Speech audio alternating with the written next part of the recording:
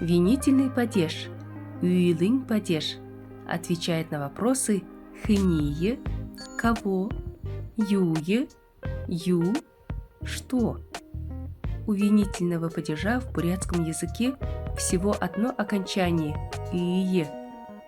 Однако в зависимости от того, к какой основе оно прикрепляется, окончание видоизменяется.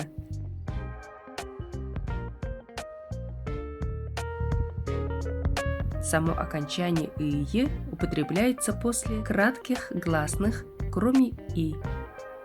Хана – ханые, аба – абые, соло – солые.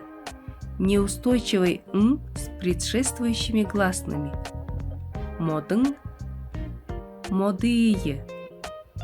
Слов, оканчивающихся на «ih», «я». Дарья – дарьяе. Марья – марьяе. Согласных бегл – беглые. Сысык – сысыгые. Хамар – хамарые.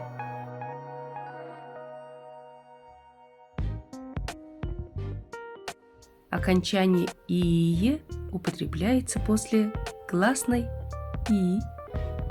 Хане – хание. Боте – ботие. Безударных «ия», «я», «ий», «е» мягкий знак. Юлия – юлие. Лидия – лидие. Неустойчивых «н» с предшествующей краткой «и». Морин – морее.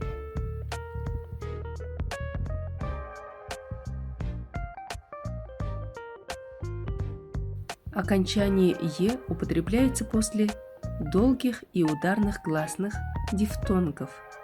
Бэле – бэлее. Эжи – эжие.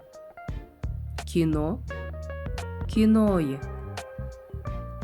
После неустойчивого «н», если ему предшествует долгое гласное.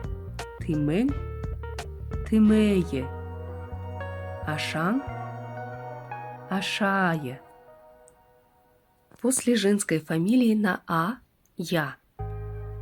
Бадмаева – бадмаевае.